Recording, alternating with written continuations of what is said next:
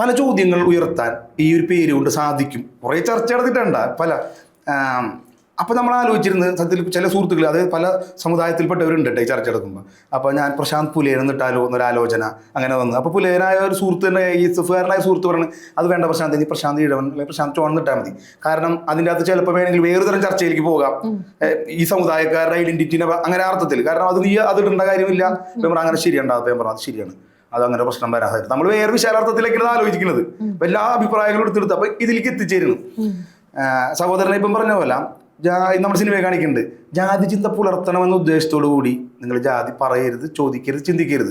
എന്നാൽ ജാതിയെ തകർക്കാൻ ആവശ്യമാണെങ്കിൽ നിങ്ങൾ ജാതി പറയണം, ചോദിക്കണം, ചിന്തിക്കണം. ഷാർപ്പാണ്. അതാണ് അതിൻ്റെ ഒരു ഉത്തരം.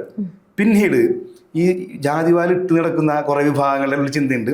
പിന്നോക്കാർക്ക് എന്തോ ഇതിലൊരു അപമാനമുണ്ട്. പലതരം ഉത്തരങ്ങളുണ്ട് ഇതിൻ്റെ അകത്ത്. ഈ പേരിൽ നമുക്ക് നാണക്കേടാണ്, ഞാൻ പുലയനാണ്, ഈഴവനാണെന്നൊക്കെ പറയാം. ഒരു തർക്കമില്ല.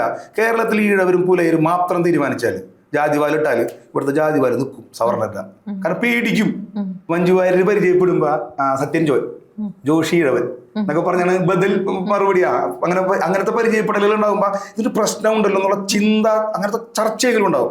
അങ്ങനത്തെ ചർച്ചകൾക്ക് ഇവിടുത്തെ എത്രത്തോളം ജാതി ഉണ്ടെന്ന് ഡിസ്കഷനുകൾ വരാനൊക്കെ ഉൾപ്പെടെയാണ്. അത് ഒരുപാട് അർത്ഥതലങ്ങളുണ്ട്. ഒരു പൊളിറ്റിക്കൽ സ്റ്റേറ്റ്മെന്റ് ആണ് പ്രശാന്ത് എന്നുള്ള. 2019 ഞാൻ സ്വീകരിച്ചത്. ഞാൻ മേരിക്കുട്ടി എന്ന് പറഞ്ഞ സിനിമയിൽ വെച്ചിട്ടുണ്ട്, അസോസിയേറ്റ് ഡയറക്ടർ കാർഡിൽ. അത് ഇപ്പോഴും തുടരുന്നുണ്ട്.